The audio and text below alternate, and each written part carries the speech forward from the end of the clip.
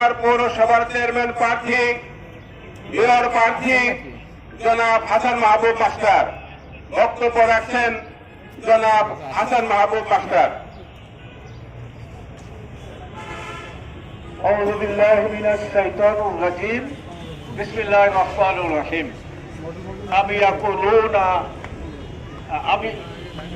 أعوذ بالله من الشيطان الرجيم بسم الله الرحمن الرحيم সংগ্রামী ভাইরা, 11 জুন কর্তৃক আয়োজিত আজকের গণমিছিল পূর্ব সমাবেশের সংগ্রামী সভাপতি বাংলাদেশ জামাতে ইসলামী ঢাকা জেলার সংগ্রামী আমির জনাব মৌলানা দেলোয়ার হোসেন, প্রিয় সঞ্চালক বাংলাদেশ জামাত ইসলামী ঢাকা জেলার সংগ্রামী সেক্রেটারি নায়েবে আমির, অন্যান্য নেতৃবৃন্দ, সংগ্রামী ভাইরা, আসসালামু আলাইকুম ওয়া রাহমাতুল্লাহি ওয়া বারাকাতুহু।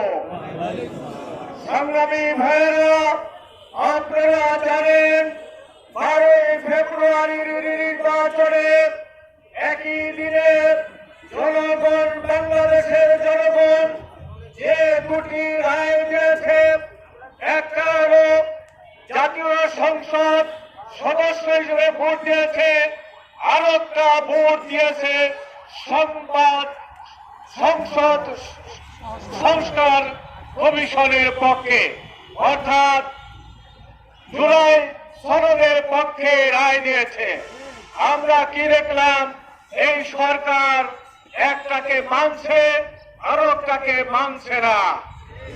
তারা বলছে আমরা জুলাই সনদের পক্ষে স্বাক্ষর এর জন্য করেছিলাম যাতে অন্তর্বর্তীকালীন সরকার নির্বাচন দেয়।